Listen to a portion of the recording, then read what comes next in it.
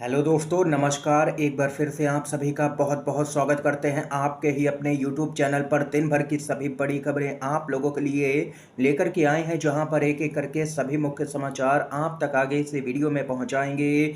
जहां पर दोस्तों बात होगी, यहां पर सीजीआई डीवाई चंद्रचूड़ बेहद ही बड़ा एक्शन लेने जा रहे हैं। स्पीकर की भी सहमत आ सकती है। संविधान बेंच के पास में पहुंच गया है मामला। जी हां दोस्तों, इतिहास का सबसे बड़ा निर्णय सामने निकल के आ सकता है। क्या कुछ अपडेट आ रही है आप तक पहुंचाएंगे। इसके साथ ही शंकराचार्य जी ने यहां पर मोर्चा खोल दिया है पूरी तरह से। भाजपा सरकार को एक बार फिर से बेनकाब करके रख दिया है देश के सामने। जानेंगे क्या कुछ है अपडेट। और वहीं उद्धव ठाकरे के समर्थन में शंकराचार्य खड़े नजर आ रहे हैं। इसके साथ ही दोस्तों आप लोगों को बताएंगे कि बजट सत्र से पहले ही भाजपा का बहुमत खो चुका है राज्यसभा के अंदर। जी हां दोस्तों, आंकड़े इंडिया गठबंधन के पक्ष में फिलहाल एक एक करके हर खबर आप तक पहुंचाएंगे। लगातार बने रहिएगा। खबरों की तरफ बढ़ने से पहले अगर आप लोग भी खुले तौर पर हमारे देश के महान संविधान के समर्थन में खड़े हैं तो अभी इस वीडियो को लाइक कीजिएगा और कमेंट बॉक्स में हैशटैग जय हिंद जय संविधान जरूर ही कमेंट कीजिएगा। दोस्तों पहली बड़ी खबर बताते चलें। जी हाँ दोस्तों, शंकराचार्य अवि मुक्तेश्वरानंद का बेहद ही बड़ा बयान आया है। केदारनाथ से 228 किलो सोना गायब कर दिया गया। अब दिल्ली में दूसरा केदारनाथ बना करके घोटाला करना चाहते हैं ये लोग। उसकी कोई भी जांच नहीं हुई और अब यहाँ पर एक और घोटाले की तैयारी की जा रही है, ये कहना है शंकराचार्य जी का। इतना ही नहीं, शंकराचार्य अवि मुक्तेश्वरानंद ने आगे कहा है कि उद्धव ठाकरे के साथ में विश्वासघात हुआ है। जो विश्वासघात करे वो हिंदू नहीं हो सकता है। ये यहाँ पर दो टूक कहना है शंकराचार्य का, यानी कि शंकराचार्य उद्धव ठाकरे के समर्थन में खड़े नजर आए हैं। जो उनकी पार्टी को तोड़ा गया उसका उन्होंने यहाँ पर खुले तौर पर विरोध किया है और साफ तौर पर कह दिया है कि जिन लोगों ने पार्टी को तोड़ा है वे हिंदू हो ही नहीं सकते हैं। आप लोग यहाँ पर शंकराचार्य अवि मुक्तेश्वरानंद के बयान से सहमत हैं या नहीं, कमेंट बॉक्स में हाँ या ना में जरूर ही अपनी राय बताइएगा। दोस्तों एक और अपडेट आ रही है सामने निकल के, जहां पर सुप्रीम कोर्ट के रवैये से केंद्र सरकार को लग चुका है सदमा। जी हां दोस्तों, सीजीआई डीवाई चंद्रचूड़ ऐतिहासिक फैसला लेंगे। अब यहाँ पर भाजपा सरकार की मुश्किलें बढ़ना शुरू हो गई हैं। आधार कार्ड हो या फिर पीएमएलए में संशोधन, इन्हें मनी बिल की तरह पारित किया गया है ना पूरी तरह से गजब।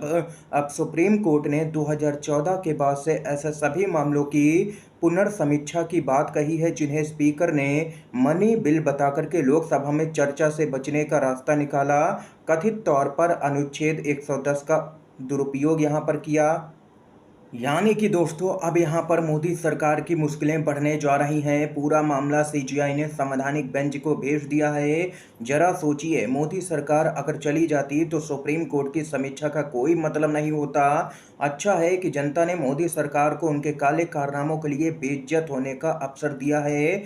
2014 के बाद में काला युग है, ये यहाँ पर देख सकते हैं दोस्तों। खबर सामने निकल के आई है। अब यहाँ पर सुप्रीम कोर्ट से इस सरकार को बेनकाब होना ही पड़ेगा। सीजीआई ने एक्शन लेना शुरू कर दिया है। 2014 के बाद में यहाँ पर ऐसे कई बिल हैं जिनको मनी बिल बता करके संसद के द्वारा पारित किया गया। स्पीकर ने ये सब कुछ खेल किया है और अब मुश्किलें बढ़ना शुरू हो जाएंगी दोस्तों सरकार की। ये खबर आई है दोस्तों। इसके साथ ही एक और अपडेट की तरफ बढ़ते हैं, जहां पर भाजपा का राज्यसभा में बहुमत खत्म हो चुका है। एनडीए भी अल्पमत में आ चुका है।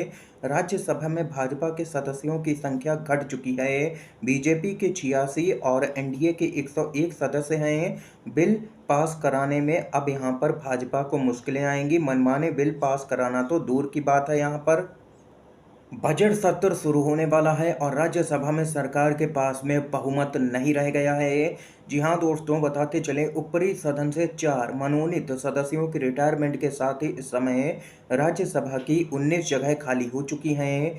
ऊपरी सदन की 226 सीटों में से बीजेपी के 86 सदस्यों को मिलाकर के एनडीए के पास में अभी सिर्फ यहां पर 101 सांसद रह गए हैं और यह बहुमत के जादुई आंकड़े से काफ़ी पीछे है।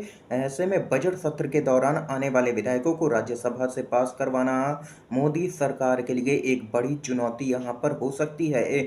यानी कि अब ये सरकार चलाना भाजपा के लिए काफ़ी कठिनाइयों भरा नज़र आ रहा है। राज्यसभा में 4 सांसदों के रिटायरमेंट के बाद में यहाँ पर बीजेपी का बहुमत नीचे आ चुका है, वो भी बजट सत्र के पहले ये सब कुछ दोस्तों देखने को मिला है। इसके साथ ही एक चौंकाने वाली खबर आ रही है, बीजेपी के विधायक ने दिया ऐसा बयान कि मचा हड़कंप। गुना से बीजेपी के विधायक पन्ना लाल साक्य ने कहा कि डिग्री से कुछ भी नहीं होने वाला है, पंक्चर की दुकान खोल लेनी चाहिए छात्रों को। ये यहाँ पर छात्रों को सलाह दी है, जो बेरोजगार छात्र हैं देश के अंदर, उनको सलाह दी गई है बीजेपी के विधायक की तरफ से कि पंक्चर की दुकान खोल लीजिए, डिग्री से कुछ भी होने वाला नहीं है। यानी कि उन्होंने एक तरह से सलाह भी दी है और दूसरी तरफ हाथ भी खड़े कर लिए हैं कि वे रोजगार नहीं दे पाएंगे। आप लोगों की क्या कुछ राय है बीजेपी के विधायक जो हैं उनके बयान पर? कमेंट बॉक्स में दोस्तों अपनी महत्वपूर्ण राय भी बताइएगा। इस बीच एक और अपडेट की तरफ बढ़ते हैं। 4 जून के बाद से ही भाजपा के अंदर अलग तरह से हड़कंप मचा हुआ है। अब खबर आ रही है कि चंडीगढ़ हारने को लेकर के वित्त मंत्री ने जाहिर की है चिंता, पार्टी के प्रदर्शन पर की है आलोचना। हाल ही में हुए लोकसभा चुनाव में यूपी, महाराष्ट्र समेत कई राज्यों में बीजेपी को अच्छा खासा नुकसान उठाना पड़ा है। इस दौरान यूपी में जहां बीजेपी की सीटें लगभग आधी हो गई हैं, तो वहीं महाराष्ट्र में भी यही हाल रहा है। इसके अलावा भी देश के कई ऐसे राज्य हैं जहां पर बीजेपी को नुकसान देखने को मिला है। केंद्र शासित प्रदेश चंडीगढ़ का भी यही हाल है, जहां पर बीजेपी को हार मिली है और यहां से कांग्रेस के मनीष तिवारी ने जबरदस्त जीत दर्ज की है। इस बीच आप लोगों को बताते चले, देश की वित्त मंत्री निर्मला सीतारमण ने चंडीगढ़ की हार को लेकर के अपनी बात की है। यहाँ पर उन्होंने कहा है कि यह सीट हारने वाली नहीं थी, फिर भी हम कैसे हार गए? यह सीट तो भाजपा की ही थी। चंडीगढ़ प्रदेश इकाई की बैठक के दौरान निर्मला सीतारमण ने कहा है कि यह सीट हम लोगों को नहीं खोनी चाहिए थी। ये यहाँ पर दोस्तों देख सकते हैं कि अब तो वित्त मंत्री के भी ऐसे बयान सामने निकल के आने लगे हैं। इस बीच एक और बड़ी खबर दोस्तों बताते चले, सुब्रमण्यम स्वामी जो कि बीजेपी के ही नेता हैं और बीजेपी को ही लगातार निशाने पर लेते रहते हैं, और अब सुब्रमण्यम स्वामी ने एक्स पर एक पोस्ट करके कहा है कि अगर हम बीजेपी में अपनी पार्टी को टाइटैनिक जहाज की तरह डूबते हुए देखना चाहते हैं तो मोदी इसके लिए सबसे उपयुक्त हैं।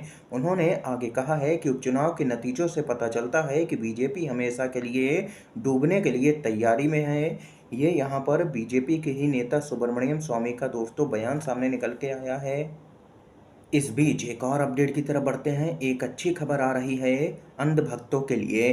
थोक महंगाई दर ने 1 साल 4 महीने का रिकॉर्ड तोड़ दिया है। अंधभक्तों में खुशी की लहर और उत्सव का माहौल नज़र आ रहा है अंधभक्तों के अंदर। ये यहाँ पर दोस्तों देख सकते हैं कि थोक महंगाई ने यहाँ पर सारे ही रिकॉर्ड तोड़ डाले हैं। महंगाई देश के अंदर बढ़ रही है। आप लोगों की क्या कुछ राय है दोस्तों इस खबर पे बताइएगा कमेंट बॉक्स में। इस समय की सभी बड़ी खबरें थी हमने आप तक पहुँचाई। दोस्तों अगर वीडियो पसंद आया हो तो लाइक कीजिएगा, शेयर कीजिएगा ज़्यादा से ज़्यादा, और चैनल को सब्सक्राइब करना बिल्कुल भी मत भूलिएगा। आप सभी का बहुत बहुत धन्यवाद।